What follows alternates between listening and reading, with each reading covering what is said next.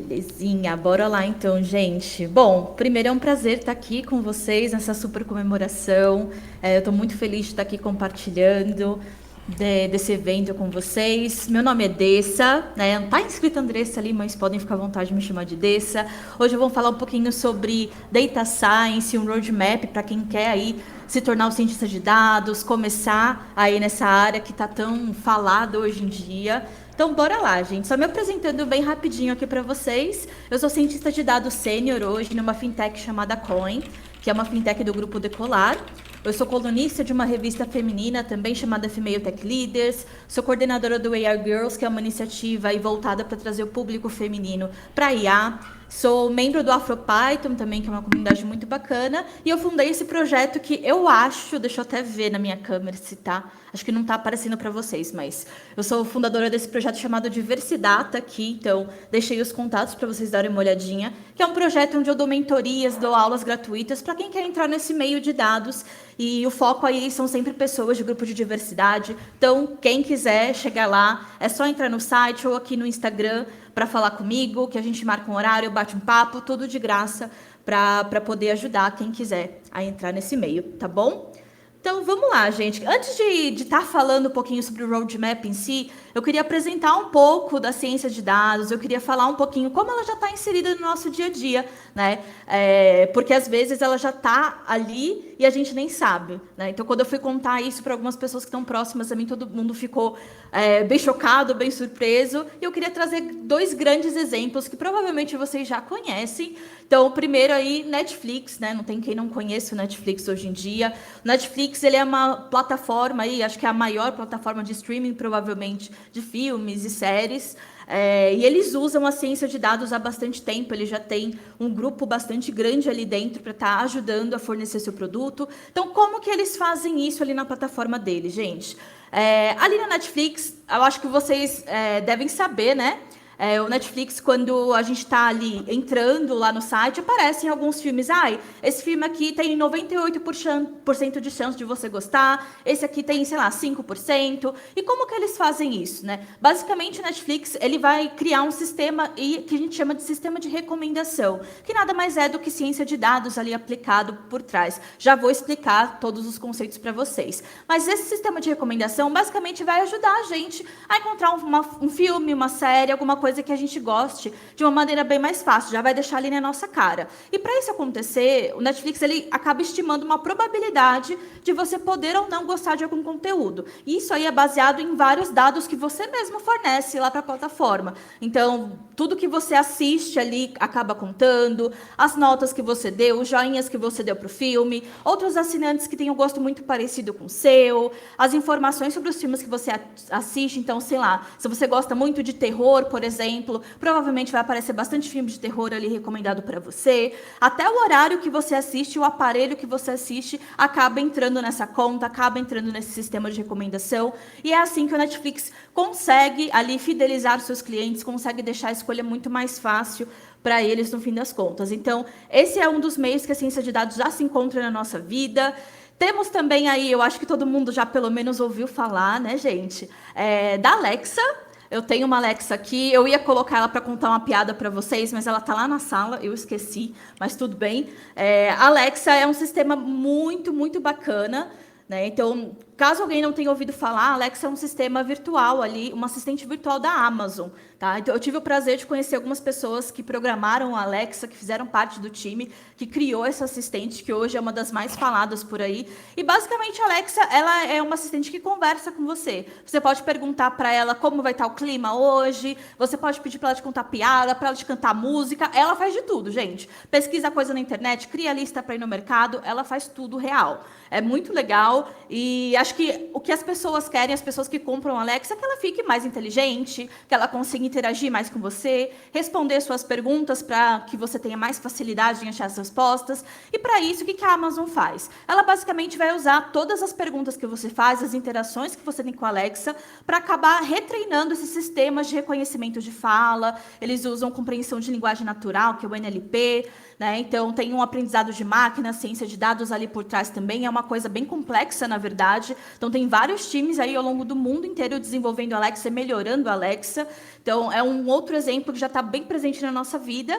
E acho que exemplos até mais comuns do que esses aí, gente, são exemplos de, por exemplo, rede social, né? Acho que alguns de vocês já devem ter passado por isso, pelo menos eu já passei. De tipo, putz, estou precisando muito comprar um tênis, cara, meu tênis rasgou. E aí eu estou falando isso perto do celular, vou ali até no Google às vezes e pesquiso ali alguns tênis para dar uma olhadinha. Aí do nada eu abro meu Instagram, eu abro meu Facebook, eu abro as coisas, redes sociais e aparece um monte de foto de tênis lá para eu comprar. Né? Então, a ciência de dados está por trás disso, também é uma forma de sistema de recomendação. Então, a ciência de dados está inserida na nossa vida, gente. E é uma carreira muito bacana, assim, é uma carreira que me ajudou muito, é uma carreira pela qual eu sou apaixonada.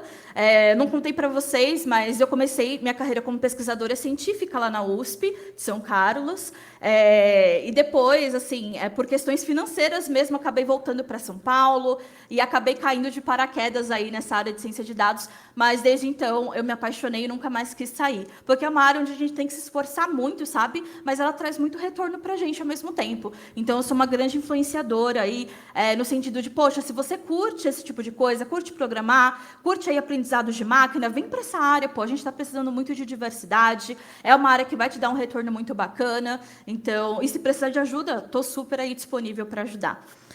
E aí, vocês podem estar pensando, né? Mas caramba, beleza, cara, eu já me formei e não foi ciência de dados. E aí? O que eu vou fazer? Dá para eu ser cientista de dados ainda? E a resposta é sim, gente. Sim. Inclusive, eu vim de uma área de física computacional, né? Estavam falando aí de matemática computacional, sou de uma área ali quase do ladinho, vim da Fiscomp, né? Então, é uma área, assim, a ciência de dados é uma área que abraça várias áreas diferentes, várias pessoas que vêm de backgrounds diferentes, que vêm de cenários diferentes, de outras áreas, não tem problema nenhum, tá bom? Então, se você não tem nenhum estudo voltado para essa área, não fez uma faculdade focada nisso, não tem problema. A maioria das pessoas, na verdade, que é cientista de dados hoje, acaba não sendo dessa área e tá tudo certo, gente. Inclusive, eu já tive pessoas ali, já trabalhei com gente de administração, de biologia, de meteorologia, de matemática, de física, ciência da computação, vários tipos de engenharia diferentes. Então, gente, tem para todo mundo, tá? É uma área que é muito legal e dá uma super abertura para pessoas que vêm de backgrounds diferentes, porque ter ali essa diversidade de pensamentos no dia a dia é essencial para a gente conseguir entregar um produto bem bacana lá no final. E aí, hoje, caso vocês tenham interesse, né, de conhecer um pouquinho, alguma coisa nesse sentido, tem várias faculdades já que tem cursos tanto de graduação quanto de pós-graduação que já são específicos para ciência de dados, né? Então, tem universidades pagas, públicas, o que vocês quiserem, né? Então, a gente encontra isso na USP, a USP tem MBA, tem mestrado, doutorado, tem até um curso de graduação já focado nisso, a Univesp tem o curso de graduação, a Unip tem tanto graduação quanto pós, a PUC é a mesma coisa. Então, esses aqui são alguns exemplos para vocês, mas várias faculdades já têm, tá bom? Se vocês quiserem indicações demais, só me chamar, tá bom, gente? Me chamem aí, que eu dou mais dicas para vocês, eu indico mais lugares, tá bom? E outra coisa que eu acho muito importante de se falar é que não necessariamente você tem que ter um curso de graduação ou um curso de pós-graduação focado nisso, tá? Você pode ali começar com cursos que a gente chama de cursos livres. O que são esses cursos livres? São esses cursos que vão acabar sendo sorteados aí no final do evento para vocês. Cursos da Udemy, né? Você pode procurar ali cursos no Coursera, no Kaggle, em vários outros lugares nesse sentido. Vocês vão achar materiais aí que são muito acessíveis e que vocês conseguem aprender ali de modo que seja um pouquinho mais autodidata, né? Mas tendo ali um acompanhamento. É sempre bom vocês terem um acompanhamento, tá bom, gente? Então, é uma área assim que ela é um pouquinho complexa, tem vários conhecimentos ali que a gente acaba precisando adquirir, nem que seja de modo mais básico. Então, você está perguntando para uma pessoa mais experiente é essencial. Tem vários livros que são muito legais, como esse Python Data Science Handbook, ou até mesmo Estatística para Cientistas de Dados, que são bastante legais assim, para você se introduzir nessa área. Você pode também fazer mentoria com uma pessoa que já está na área, então eu me disponho super a fazer mentoria. Eu já mentorei mais de 100 pessoas ali desde o ano passado para cá. Então, se você está precisando de alguém, só colar aqui, só colar no Diversidata que eu ajudo vocês, tá bom? Então, você pode conversar. Eu juro que eu converso assim sobre carreira, sobre Python, sobre SQL. Gente, o que precisar, e se eu não souber ajudar vocês, não conseguir ajudar vocês, eu direciono vocês para alguém que possa, tá bom? Então, estou super disponível aí. Você pode fazer uma pós-graduação em alguma coisa voltada para ciência de dados. Você pode entrar em comunidades. Tem várias, assim, espalhadas aí pelo Brasil. E tem várias comunidades que são ali focadas em alguns grupos específicos, né? Por exemplo, o AfroPython, que é focado para pessoas negras na tecnologia. PyLadies, que é focada para mulheres na tecnologia. AI Girls, que é também focada para mulheres. Data Hackers, que é aberto para geral. Tem aqui o Perifa, né? Então, procurem grupos, porque isso aqui foi uma coisa muito importante para mim. Saber ali encontrar pessoas que pudessem me ajudar, que pudessem estar me dando esse suporte no meu começo de carreira, foi essencial, sabe? Então, procurem pessoas que façam o mesmo por vocês. Tem vários blogs por aí, tipo Towards Data Science, vários blogs no Medium, no próprio Kaggle, que vocês podem procurar. E tem bases muito legais de dados ali disponíveis gratuitamente no Kaggle para vocês explorarem, tá bom? Então, peguem essas diquinhas aqui, depois eu deixo o material disponível para quem quiser, beleza? E aí, queria falar um pouquinho do ciclo de Data Science para vocês. Mas beleza, o que a gente faz ali no nosso dia a dia, né?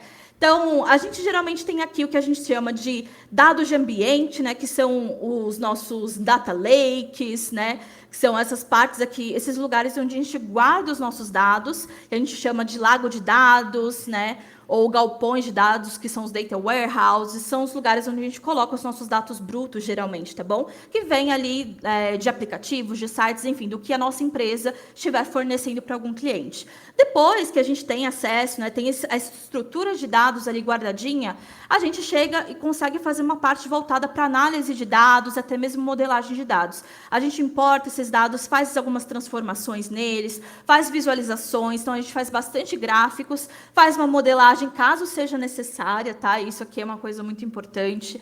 A ciência de dados nem sempre exige aí modelagem para se resolver um problema. Basicamente, a ciência de dados eu gosto de definir como uma disciplina que permite com que a gente tire ali conclusões, conhecimentos, insights de dados, mas não necessariamente isso envolve um modelo, tá bom? Então, vai depender muito do problema que você queira resolver, da estrutura onde você está inserido.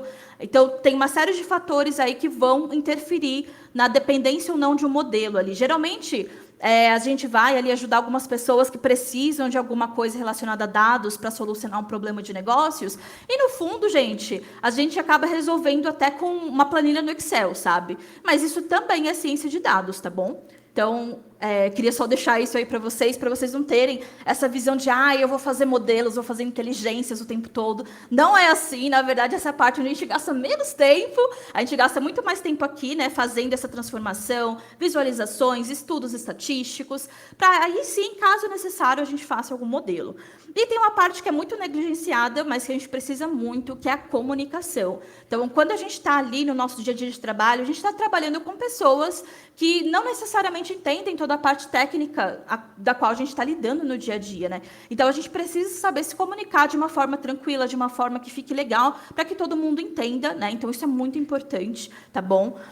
E agora eu vou passar um pouquinho com mais de detalhes nessas partes, tá? Então, trazendo um pouquinho mais de detalhes nesse ciclo de ciência de dados. Primeiro, a gente tem aqui a identificação do problema, tá? O que é essa identificação do problema?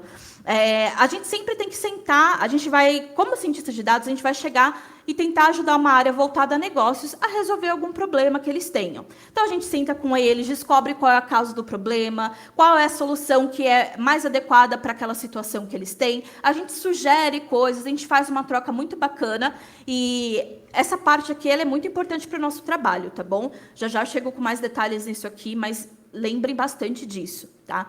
Depois a gente chega naquela parte de fazer aquisição de dados, transformação e talvez uma modelagem. Então, depois que a gente tem o problema identificado aqui, da forma mais sensata possível, a gente começa a coletar os dados que vão ser necessários para ajudar a gente a chegar na solução. E a gente vai verificando, fazendo testes para ver se eles são suficientes, se não são, se a gente precisa fazer alguma transformação ou coletar mais dados. E aí, sim, depois que a gente tiver com tudo isso bonitinho, a gente faz uma modelagem, se necessário, tá bom? E depois de fechar toda essa parte da nossa solução, a gente comunica, né? Então, a gente precisa falar ali para as pessoas que estão ali nos cargos de poder de decisão o que a gente obteve ali com aqueles dados, com aquele possível modelo, como que a gente pode aplicar isso ao negócio, como que isso gera um impacto dentro do negócio. Então, essa comunicação ela é muito importante. E aí, depois da comunicação, tendo o projeto aprovadinho ali, a gente parte para a parte de implantação e monitoramento do nosso modelo ou da solução que a gente entregou ali para a área de negócio, tá bom? Então, a gente implanta e a gente acompanha para ver se está tudo dentro dos conformes, dentro do esperado, porque se não estiver, a gente tem que voltar alguns passos atrás e refazer algumas coisas, tá bom? E aí, quando a gente está falando de ciência de dados, a gente geralmente exige 3 habilidades, tá? Então, a primeira delas aqui é conhecimento em programação. Também vou dar alguns detalhes para vocês sobre isso. Depois, a gente tem aqui conhecimentos em estatística e matemática. E, por último, conhecimentos do domínio de aplicação. O que é esse domínio de aplicação? É o negócio que eu estou falando para vocês. A ciência de dados ela pode ser aplicada em várias áreas, né? Mostrei ali o caso da Netflix, da Amazon. Ciência de dados ela é aplicada até em saúde, por exemplo, no mercado financeiro, em vários lugares. Então, esse domínio da aplicação é exatamente conhecer o negócio e o contexto por trás do problema, né? Então, se você está numa área de saúde, você quer identificar, sei lá, alguma doença usando ciência de dados e alguns exames de imagem, por exemplo. Você precisa entender um pouquinho daquela doença, como que ela pode surgir, né? O que ela pode fazer com as pessoas para poder criar uma solução que seja adequada, tá bom? Então, o conhecimento do domínio da aplicação é esse conhecimento do negócio ali por trás. A gente não precisa ser expert em todas essas coisas, tá, gente? Isso aqui é coisa pra caramba, eu sei que é coisa pra caramba. A gente não precisa ser expert em tudo isso, tá bom? Fiquem super, super tranquilos. Eu, por exemplo, eu comecei a programar muito cedo, né? Comecei a programar ali no João 23, na periferia de São Paulo, quando eu estava fazendo o METEC. Então, meu conhecimento aqui em programação ele sempre foi o meu forte. Essa parte de matemática, estatística e também de negócio eu fui adquirindo com o passar do tempo e tá tudo certo, tá bom? O importante é que vocês saibam pelo menos o basicão ali de cada uma das coisas. E aí, onde você sai melhor vai depender de você, do que você se sentir mais confortável em estar ali aprimorando, tá bom? Mas geralmente as equipes são montadas assim. Sempre tem uma pessoa que é um pouquinho melhor em programação, outra que é um pouquinho melhor em matemática, outra que é um pouquinho melhor nessa parte de negócios, tá? Para que seja uma equipe bem complementar. Então, não fiquem com medo, vocês não precisam ser aí experts em tudo. Falando um pouquinho do negócio, gente, queria trazer um pouquinho desse contexto de cultura data-driven para vocês, antes de tudo, porque a gente ouve bastante falar dessa palavra, né, dessa junção dessas duas palavras. O que é isso? Cultura data-driven nada mais é do que uma cultura que vai priorizar a tomada de decisão olhando para os dados que a empresa tem ali para te fornecer. Então, quanto mais informações a gente tiver, quanto mais dados estruturados a gente tiver, mais estudos em cima deles, mais detalhes, a gente torna todo esse processo de decisão muito mais eficiente, muito mais assertivo, tá? Então, a gente consegue trazer muito mais retorno financeiro para a empresa. Isso é muito importante, por isso que várias empresas estão em busca desse contexto data-driven, tá bom? E aí, falando um pouquinho dessa parte do negócio, né? O negócio, basicamente, ele está ali por trás, ele dá todo o contexto do problema para você. Então, quanto mais você entender do negócio, melhor é para a sua solução, melhor é para as suas previsões, para o que você precisar entregar ali. Mais insights você vai acabar encontrando quando você tiver mais contexto. Então, faz tudo o que você puder para tentar entrar nesses detalhes do negócio. Cola ali numa pessoa, se você não conhece muito sobre negócio, que é meu caso, inclusive, né? Eu estou ainda me desenvolvendo nessa parte, mesmo sendo sênior, a gente cola numa pessoa que saiba muito. Entendeu? A gente cola, faz um monte de pergunta, a gente enche o saco da pessoa, mas é tudo pro bem, tá, gente? É tudo pro bem no final, pra gente poder ajudar as pessoas a chegarem numa solução que faça sentido. E a gente acaba tendo um impacto muito maior ali na qualidade do trabalho no final das contas, tá bom? E aí, outra coisa que a gente tem que saber, aí eu sei que entra, gente, o medo, né? O medo das pessoas, meu Deus do céu. Estatística, matemática, o que eu faço? Socorro, né? Calma, gente, calma. Vocês não precisam ser expertos aí em estatística, tá? Nem em matemática. Basta conhecerem alguns conceitos introdutórios, pelo menos, e irem se desenvolvendo com o passar do tempo. É importante a gente saber que essa parte de ciência de dados, ela exige um aprendizado contínuo, assim como a maioria das profissões, né? A gente está tendo muitas atualizações constantes nesse meio de tecnologia, então é uma área que vai exigir que você esteja se atualizando, estudando de tempos em tempos, e a maioria das empresas empresas fornecem esse suporte para ti. Então, se você precisar estudar, as empresas vão lá e geralmente te ajudam com o custo de algum curso, de alguma coisa nesse sentido. Então, fiquem super tranquilos com relação a isso, que vocês vão ter tempo para absorver os conteúdos, vão ter tempo para absorver as coisas que vocês precisam, mesmo no dia a dia de trabalho. Então, só comentando aqui o que é estatística, né? Basicamente, gente, a estatística é um campo de estudo que vai te dar uma metodologia para você conseguir pegar os seus dados, organizar e descrever esses dados. E a partir dessa descrição que a estatística vai dar, você consegue interpretar esses dados e tirar algum conhecimento bacana em cima deles. Então, a estatística é uma ferramenta muito poderosa para a gente. Então, é legal a gente sempre ter ali uma base bem bacana nela, tá bom? Mas fiquem tranquilos que não é nada, não é nem um bicho de 7 cabeças assim. Inclusive, tem uma playlist que eu indico bastante para quem tem um pouquinho de medo aí em estatística, tem um pezinho atrás, esse medo da matemática. Bom, olhem lá no YouTube, pesquisem assim, playlist Univesp Estatística, tá? A Univesp ela tem uma playlist muito legal, ensinando todos os conceitos básicos que eu vou mostrar aqui para vocês. Eles detalham bastante, é um curso bem completinho. E se vocês precisarem, de novo, eu tô por aqui. Eu vou passar os conceitos bem rapidinho, porque a gente tem pouquinho tempo, mas com qualquer dúvida, gente, me chame ali no Discord, nas redes sociais, onde vocês preferirem, tá bom? Então, vou passar alguns conceitos aqui bem rapidinhos e que são importantes para vocês. Primeiro, população e amostra são conceitos muito importantes. O que é a população? É o universo ali que você quer estudar, né? Por exemplo, imagina que você quer estudar o conjunto aqui de eleitores brasileiros ou pessoas que têm, sei lá, diabetes. Vocês vão pegar ali, a ideia era que vocês pegassem toda a população brasileira que pode votar ou toda a população brasileira que tenha diabetes. Tem outro conceito muito importante atrelado à população, que é a amostra. O que a amostra vai falar para a gente? A amostra ela é basicamente uma fatiazinha, um pedacinho da população que a gente escolheu, tá? E a gente tem que escolher a amostra com muito cuidado. Por quê? Porque a gente não consegue sempre pegar a população como um todo para estudar. Seria o cenário ideal, mas a gente não consegue fazer isso, porque às vezes são muitos casos e a gente não consegue lidar com tantos dados assim, tá bom? Então, a gente pega as amostras desde que elas sejam representativas, desde que elas consigam representar a população como um todo, certo?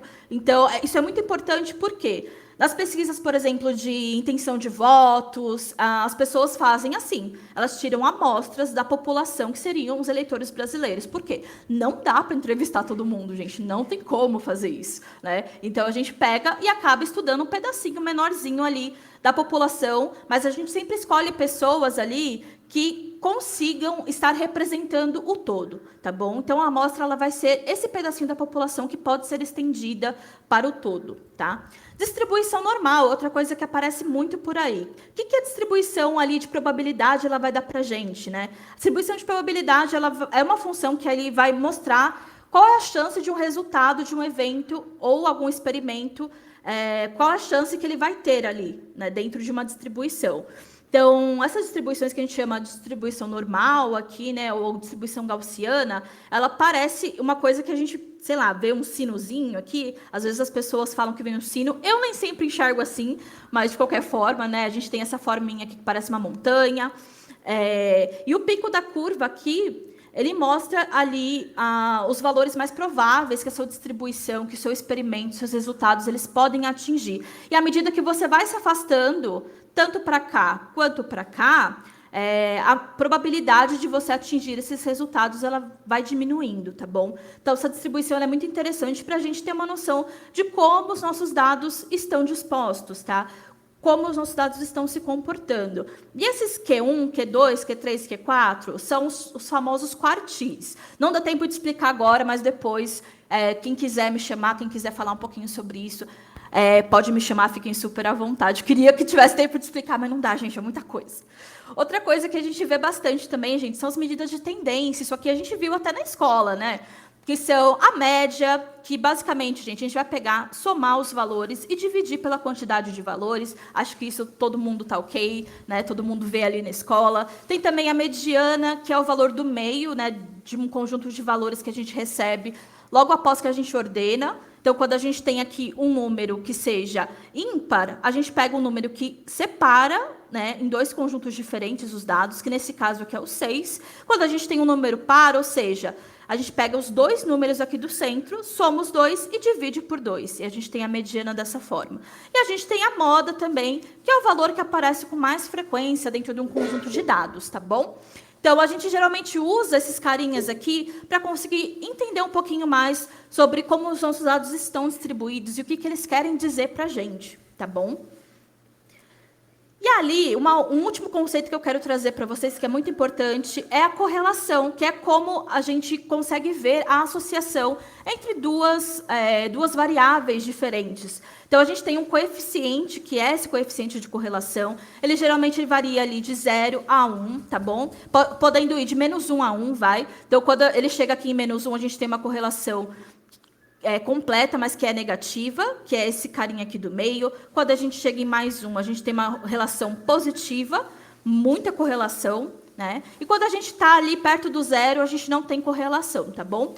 Então, quando a gente tem algo muito próximo do 1, muito próximo do -1, a gente tem uma correlação que é bastante forte. E é muito importante a gente saber isso aqui para a gente entender como os nossos dados estão conversando entre si. Tá bom? Isso pode ser muito útil para a gente descrever algumas variáveis que a gente pode usar para algum estudo ou para algum modelo. É um conceito bem importante. Também, quem tiver algumas dúvidas, quiser perguntar, entender um pouquinho mais, só me chamar depois.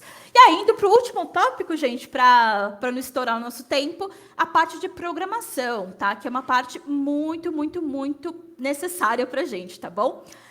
Essa parte de programação, quando a gente está falando disso, em ciência de dados especificamente, a gente tem algumas linguagens que são as linguagens-chave para a gente, tá bom? Vocês vão achar várias vagas por aí que pedem conhecimento ou em Python ou em R. E para que a gente usa o Python ou R no nosso dia a dia, gente? A gente faz tratamentos, análise de dados, até mesmo os modelos. A gente usa essas duas linguagens aqui para poder estar fazendo tudo isso, tá bom? Então, são linguagens muito importantes. Se você nunca programou na vida, ou se você quer começar uma linguagem e se interessa por essa carreira de ciência de dados, foco aqui em Python e R, que podem te ajudar pra caramba, tá? Inclusive, elas são bem parecidas. Mas dentro do mercado, a gente consegue ver que o Python ele tem um pouquinho de vantagem, no sentido de que ele é um pouquinho mais adotado no mercado de trabalho. O R ele costuma ser um pouquinho mais adotado no mercado acadêmico, mais acadêmico de estudos. Mas não tem problema, a maioria das empresas é bem flexível, você consegue usar tanto um quanto o outro para tentar desenvolver ali suas soluções. Desde que você entregue, tá tudo certo, tá bom? E aqui a gente precisa do SQL, geralmente, para ter aí um modo de adquirir os nossos dados, de acessar aquele carinha que eu falei lá em cima, que é o nosso Data Lake, que é o lugar onde vai estar guardados todos os nossos dados. Então, é bem importante que a gente tenha ali, pelo menos, um básico de SQL, tá bom? Para a gente conseguir fazer isso no nosso dia a dia e depois poder vir aqui para o Python ou para o R e poder fazer todo o tratamento, toda a análise e toda a modelagem. Belezinha? Também, quem quiser aprender um pouquinho, gente, eu dou aulas de Python, de SQL, só colar comigo, que eu posso ajudar vocês.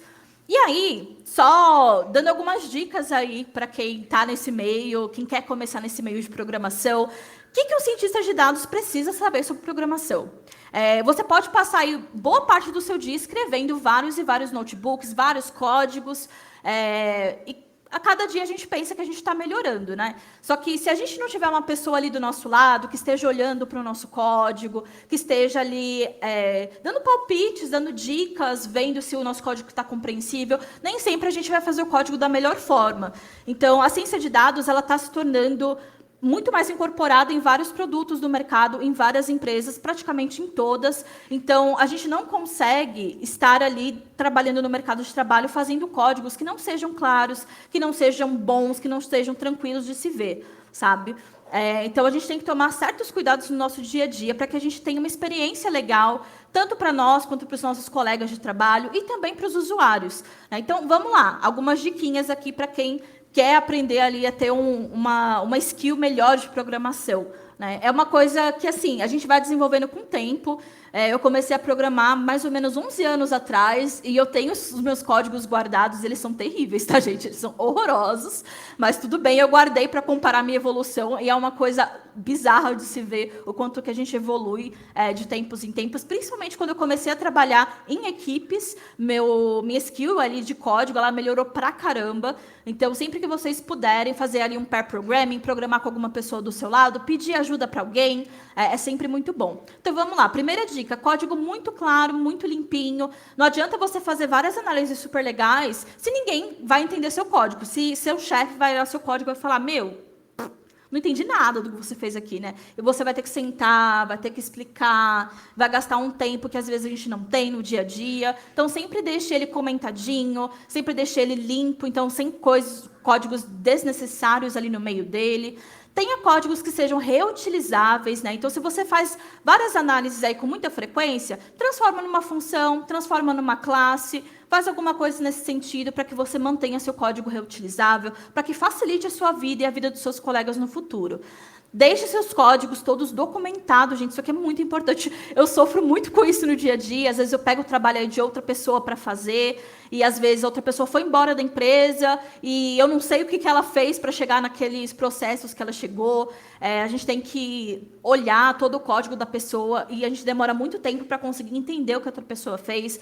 Então, documenta tudo que você for fazer, desde o código, da coleta de dados, análises, modelagem, tudo. Documente tudo, sempre. Porque isso gera muito mais confiabilidade no seu trabalho. Use bons nomes de variáveis, gente, isso aqui é muito importante. Não chama as variáveis, os data frames aí que a gente costuma falar no Python, né? Não chama tudo de def, não chama toda variável de x. Use nomes que, por mais que eles sejam maiores, eles consigam ali, eles sejam fáceis de serem identificados. A pessoa que está olhando o seu código vai bater o olho e vai saber do que você está falando. Vai falar, não, ele está chamando aqui de tal coisa e eu sei o que é. Né? Mesmo que o nome fique ali grande, é preferível que ele esteja grande do que muito genérico. É muito melhor que a gente saiba do que ele está falando para a gente. E sempre, sempre, sempre faça testes e revisão dos seus códigos, tá? Sempre que possível, chame uma pessoa para fazer isso com você, porque às vezes as outras pessoas enxergam coisas que a gente no nosso código não está vendo. É muito importante a gente ter essa outra visão, fazer aí pelo menos uma duplinha para dar uma revisada no código, e aí ele vai ficar muito mais confiável. Bom, gente, era isso. Eu sei que é bastante coisa, mas a gente tinha pouquinho tempo. Caso vocês queiram aí conversar sobre qualquer tema que eu trouxe aqui para vocês, fiquem super à vontade. Esse aqui é meu Instagram pessoal, esse aqui é o Instagram do meu projeto do Diversidata, e tem meu LinkedIn aí para quem quiser conversar, trocar uma ideia sobre isso. Beleza? Acho que era isso. Deixa eu parar aqui de compartilhar.